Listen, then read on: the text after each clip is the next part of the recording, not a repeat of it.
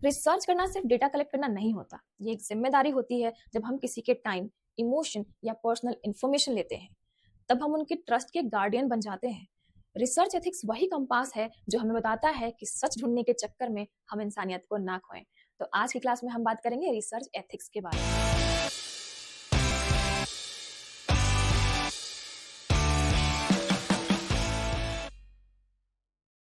Hello everyone, मैं हूं Neha and welcome back to my channel Neha's academy. कैसे हैं आप सब? होपफुली आप सब बहुत ही अच्छे होंगे एंड आई आल्सो होप कि आप सभी की यूजीसी नेट की प्रिपरेशन भी बहुत अच्छी तरीके से चल रही होगी। तो आज की क्लास में हम बात करने वाले हैं पेपर 1 के यूनिट नंबर 2 यानी कि रिसर्च के बारे में, और इसके बाद बात करेंगे रिसर्च एथिक्स के बारे में। तो अगर आप मेरे चैनल पे नए हैं तो प्लीज चैनल को सब्सक्राइब कर लीजिए एंड बेल आइकन को भी जरूर प्रेस कर लीजिए, क्योंकि मैं इसमें करा रही हूँ आपको paper 1 and paper 2 commerce and management के वो सारे मोस्ट एक्सपेक्टेड टॉपिक्स जो कि आपके लिए बहुत ही इंपॉर्टेंट होने वाले हैं, और इसको करके आप नेट जेआरएफ जरूर क्वालिफाई कर पाओगे। तो बिना किसी देरी के शुरू कर लेंगे हमारी ये क्लास में जाने से पहले वीडियो को लाइक करते हुए चलिए एंड कमेंट करके जरूर बताइएगा कि आप सभी को मेरी ये वीडियो कैसी लगी। ओके, तो चलिए शुरू कर लेते हैं हमारी आज की क्लास, जो कि होने वाली है आपकी रिसर्च एथिक्स की क्लास।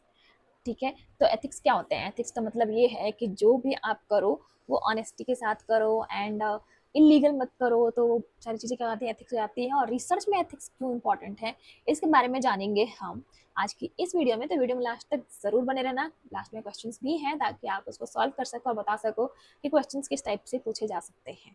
ठीक है, ये मैं करा रही हूँ आपको यूजीसी नेट, जेआरएफ या फिर सेट के लिए। तो आप सभी जिनको भी पेपर 1 की तैयारी करनी है, वो भी रिसर्च एप्टीट्यूड की, तो आप यहाँ कर सकते हो। अदरवाइज मैं आपको पेपर 1 के सारे टॉपिक्स कराने वाली हूँ, जितनी भी यूनिट वाइज है वो सब कुछ। एंड साथ ही साथ मैं पेपर 2 कॉमर्स एंड मैनेजमेंट की भी क्लासेस ले रही हूँ, तो आप वो क्लासेस भी देख सकते हैं अगर आप कॉमर्स और मैनेजमेंट से जुड़े हुए हैं। चलिए चल लेते हैं हम अपने रिसर्च एथिक्स की तरफ। मैं हूँ नेहा शर्मा, मैं यूजीसी नेट क्वालिफाइड हूँ कॉमर्स सब्जेक्ट के साथ। ठीक है, चलिए ओके। सो रिसर्च एथिक्स क्या है? तो रिसर्च एथिक्स क्या है? तो research ethics are principle that guide how researchers should conduct research responsibly, honestly and respectfully. तो मतलब आप जो रिसर्चर अगर हो, तो आपको कैसे रिसर्च को अपने कंडक्ट करना है, वो भी पूरी रिस्पॉन्सिबिलिटी के साथ, ऑनेस्टी के साथ और पूरी रेस्पेक्टफुलनेस के साथ। ठीक है, मतलब क्या है कि आपको इसमें बताना है, आपको देखना होता है कि आपकी रिस्पॉन्सिबिलिटी कितनी है। आप जैसे आप बताते हो ना कि आपको नॉर्मल एथिक्स को इसको नहीं पता, तो क्या चीज़ें हैं वो रूल्स होते हैं, कुछ ऐसे गाइड होते हैं, प्रिंसिपल्स होते हैं कुछ, जिसके तहत आपको रिसर्च करना है, तो वही रिसर्च एथिक्स कहलाएंगे। तो यहाँ पर आप देखोगे कि ऐसे प्रिंसिपल्स जो आपको गाइड कर रहे हैं ताकि आप अपनी रिस्पॉन्सिबिलिटी अच्छी तरीके से निभा पाओ, पूरी ऑनेस्टी एंड रिस्पेक्टफुलनेस के साथ। ठीक है, समझ में आ गया रिसर्च एथिक्स क्या है? अब आगे बढ़ेंगे हम कि की प्रिंसिपल्स जो है रिसर्च एथिक्स के क्या क्या हो सकते हैं। चलिए, सबसे पहले प्रिंसिपल जो है वो क्या है? ऑनेस्टी। बहुत भारी चीज है, right? Reporting data, results, methods and procedures truthfully without fabrication और फॉल्सिफिकेशन। मतलब बिना किसी फैब्रिकेशन के और फॉल्सिफिकेशन के आप जो डेटा, जो रिसर्च, जो रिजल्ट, जो मेथड्स दे रहे हो, वो ऑनेस्टी के साथ दे रहे हो। ठीक है, मतलब उसमें कोई भी झूठ नहीं है, कोई भी छलावा नहीं है, कुछ भी आपने अलग से ऐड नहीं किया, फैब्रिकेट नहीं किया, राइट? तो वो क्या होगी? आपकी ऑनेस्टी होगी। मतलब जितना डेटा आया है वो प्योर डेटा आपको वहां पे देना चाहिए। ये रिसर्च एथिक्स का पहला रूल है। सेकंड है इंटीग्रिटी। मतलब आपको प्रोमिसेस और अग्रीमेंट्स को निभाना होगा, इंटीग्रिटी दिखानी होगी वहां पे। Acting with sincerity. ठीक है, तो आपको क्या करना है वहां पर? अपने प्रोमिसेस, अपने अग्रीमेंट्स के साथ आपको सिंसियरिटी भी दिखानी है। ऑब्जेक्टिविटी क्या होता है? Objectivity like avoiding bias in experimental design, data analysis, peer review and interpretation. तो आपको यहाँ पे क्या करना है? आपको अपना वहाँ पे फोकस्ड रहना है, आपको इधर उधर हिलना नहीं, डगमगाना नहीं है। आपके डिजाइन जो है वो चेंज नहीं होने चाहिए। डेटा एनालिसिस जो है वो पूरे के पूरे वही होने चाहिए। रिव्यू जो है वो प्योर होने चाहिए। ठीक है, ये सारी चीजें हैं जो कि आपको यहाँ पर की प्रिंसिपल्स होते हैं रिसर्च एथिक्स के। Then respect for intellectual property. तो अगर किसी की इंटेलेक्चुअल प्रॉपर्टी का मतलब क्या है कि किसी का अगर कोई क्रेडिट है, giving proper credit to authors. तो ऑथर्स अगर किसी ने कुछ बनाया है तो आप उसको पूरी क्रेडिट दो, ये नहीं कि उसकी क्रेडिट को हमने चुरा लिया, उसकी इंटेलेक्चुअल प्रॉपर्टी को हमने चुरा लिया, राइट?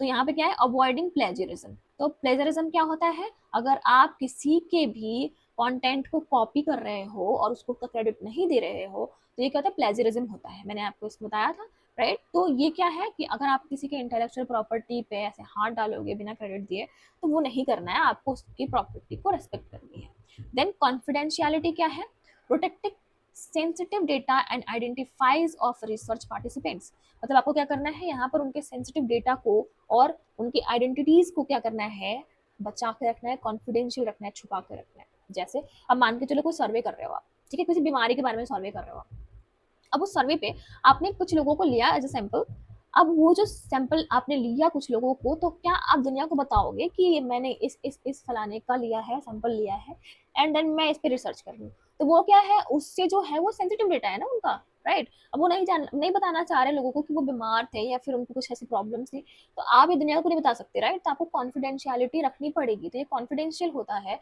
जो भी आप सर्वे जिनके ऊपर भी कर रहे हो, ठीक है।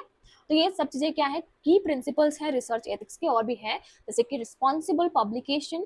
तो आप जब भी पब्लिशिंग कर रहे हो एडवांस रिसर्च के साथ, तो आपको इसमें क्या है, पर्सनल क्रेडिट को इंक्रीज नहीं करना है, ठीक है। इन्फॉर्म्ड कॉन्सेंट, अगर आप किसी के भी डेटा को ले रहे हो तो आपको कॉन्सेंट के साथ लेना होगा, उनकी सहमति होनी चाहिए। Participant should voluntarily agree to take part in research after understanding its purpose, risk and benefit। तो उनको बताना जरूरी है, उनको समझाना जरूरी है कि इसका पर्पस क्या है, उनसे इजाजत लेनी पड़ेगी आपको अगर आप उनको participants as a participants use कर रहे हो, और उनको उसके रिस्क बेनिफिट सब कुछ बताने होंगे, मतलब पूरी तरह से इन्फॉर्मेशन देनी होगी और कॉन्सेंट के साथ ही आपको आगे बढ़ना पड़ेगा। नॉन मेलफिसेंस क्या होता है, avoid causing harm to participants. तो आपको क्या करना है, ये अगर आप जो भी आपके पार्टिसिपेंट्स हैं उनको कोई हार्म नहीं होना चाहिए, उनको अगर आपने कोई सैम्पलिंग किया है उनके साथ, कोई सर्वे किया है उनके साथ, तो वहां पर आपको उनको तकलीफें नहीं पहुंचानी है। ये नहीं कि किसी भी चीज का इंजेक्शन लगा दिया और देन देखने लग गया कि उस पर वो क्या असर हो रहा है। उसके लिए आपको प्रॉपर स्टेप्स के साथ जाना होता है, कॉन्सेंट लेना होता है, अगर उनको कोई प्रॉब्लम हुई तो उसको पूरा फेस करना आना चाहिए, नहीं कि आपने उनको हार्म करके छोड़ दिया, ठीक है। तो ये बहुत सारी चीजें हैं जो आपको यहाँ पर निभानी होती है, राइट। सोशल रिस्पॉन्सिबिलिटी भी होनी चाहिए, आप किसी भी सोसाइटी को ऐसे मिसयूज नहीं कर सकते अपने फायदे के लिए, राइट। तो अगर आप रिसर्च कर रहे हो तो ये नहीं कि किसी भी सोसाइटी को उठा लिया आपने फायदे के लिए यूज किया अंदर फेंक दिया, तो वो नहीं करना है, आपको सोशल रिस्पॉन्सिबिलिटी भी निभानी है। एंड देन कॉम्पिटेंस की बात करें हम, तो maintaining and improving one's own professional skills, तो आपको क्या करना है, किसी के भी प्रोफेशनल स्किल्स को मेंटेन करना है, इम्प्रूव करना है। अगर आप रिसर्च कर रहे हो तो आपको कॉम्पिटेंस यूज करना पड़ेगा, यानी कि आपको अपने अंदर और इम्प्रूवमेंट करनी पड़ेगी, आपको आपका प्रोफेशनल स्किल्स होना चाहिए, ये नहीं कि किसी को भी उठा लिया और बोला कि ये टेस्ट कर दो, वो नहीं। आपकी प्रॉपर एक स्किल होनी चाहिए और आप एक प्रोफेशनल होनी चाहिए, ठीक है। तो रिसर्च करने के लिए इन चीज़ों की जरूरत पड़ती है, ये सारे एथिक्स है रिसर्च के। होपफुली आपको समझ में आ गया होगा कि रिसर्च एथिक्स क्या होते हैं, ठीक है। फॉर एग्जांपल देख लेते हैं थोड़ा सा, using anonymous surveys to protect participants identities. तो हमने क्या किया कि हमने कुछ गुमनाम सर्वेज किए जो कि पार्टिसिपेंट्स को प्रोटेक्ट करने के लिए, उनकी आइडेंटिटीज को प्रोटेक्ट करने के लिए, ठीक है। तो ये क्या है, एथिक्स है, क्योंकि आपको वहां पे कॉन्फिडेंशियल रखना है उनके जितने भी डेटास हैं उनको। Not copying someone else's work without citation, तो मतलब क्या है कि आप बिना किसी को कोई क्रेडिट दिए हुए अगर आप किसी को कॉपी कर रहे हो तो ये क्या हो जाता है, ये प्लेजरिज्म कहलाता है और आपको नहीं करना है। Explaining the aim of a study to participants before they agree to join, तो आपको क्या करना है, अगर उनको अगर आप सर्वे के लिए ले रहे हो, उनके साथ स्टडी करने वाले हो, तो उनको मालूम होना चाहिए ये चीज़, वो अग्री करनी चाहिए, उनका कंसेंट होना चाहिए, तभी आप उनके साथ जो भी करना है, आपको जो सर्वे करना है, सैम्पलिंग करनी है, एनीथिंग आपको अगर टेस्ट करने हैं तो उनकी कंसेंट होनी चाहिए, उनको आपको एक्सप्लेन करना होगा कि क्या क्या चीज़ें यहाँ पर हो सकती हैं, किस किस चीज़ की पॉसिबिलिटीज हो सकती हैं, ये सारी चीज़ें उनको जानकारी होनी चाहिए। तो ये सब कुछ किस में आता है, ये सब कुछ आता है रिसर्च एथिक्स में। तो होपफुली आपको समझ में आ गया होगा कि रिसर्च एथिक्स आखिर है क्या। आप क्वेश्चन कर लेते हैं। सो व्हाट इज प्लेजरिज्म, मैंने आपको बहुत बार बोला प्लेजरिज्म प्लेजरिज्म, तो ये क्या है, यूजिंग ओन आइडियाज, अपने आइडियाज को यूज करना, कॉपिंग अदर्स वर्क विदाउट क्रेडिट, तो किसी और के काम को हमने बिना क्रेडिट के यूज कर लिया, publishing multiple papers on the same data, या फिर हमने सेम डेटा को मल्टीपल टाइम्स पब्लिश कर दिया। तो इन सब तीनों में से कौन सा चीज होगा जो प्लेजरिज्म कहलाता है। तो चलिए आंसर देख लीजिए, आंसर है ऑप्शन नंबर बी, यानी कि कॉपिंग अदर्स वर्क विदाउट क्रेडिट। तो हम क्या करते हैं, अगर किसी और के वर्क को बिना क्रेडिट दिए कॉपी करते हैं तो उसको प्लेजरिज्म कहते हैं, ये आपको याद रखना होगा, ठीक है। समझ में आया, मजा आया। चलो नेक्स्ट क्वेश्चन कर लेते हैं। क्वेश्चन जो है हमारा वो क्या है, इन्फॉर्म्ड कॉन्सेंट मीन्स, मतलब कि इन्फॉर्म्ड कॉन्सेंट क्या होता है, informing participants about the study and asking their permission, forcing them to participate, या फिर keeping the study a secret. तो बताने में आपको समझ में आएगा कि इसका आंसर क्या होगा। तो आपको करना है कमेंट और बताना है कि क्वेश्चन नंबर 2 का ऑप्शन क्या होगा जो कि आंसर होगा। तो कमेंट करिए जल्दी से और देखते हैं कि आप सभी कितने अटेंटिव हो इस क्लास में। जो कि आपने आज सीखा। तो होपफुली आपको आज की वीडियो पसंद आई होगी, जिसमें मैंने आपको बताया रिसर्च के एथिक्स क्या क्या होते हैं। इससे पहले मैंने आपको रिसर्च के मीनिंग, कैरेक्टरिस्टिक्स बताए थे, मैंने आपको टाइप्स ऑफ रिसर्च भी बताए हैं, और आज मैंने आपको करा दिया है कि रिसर्च के एथिक्स क्या क्या होते हैं। आगे और भी चीज़ों में मिलेंगे, रिसर्च के टेस्ट के साथ हाइपोथेसिस टेस्टिंग वगैरह सब कुछ कराएंगे। ठीक है, ये सब कुछ करेंगे तो इसी चैनल पे करेंगे, और आपके साथ फ्री में होगी क्लासेस। तो आप सभी प्लीज कमेंट में बता दीजिए बस इतना सा कि आप सभी को मेरी ये वीडियो कैसी लगी।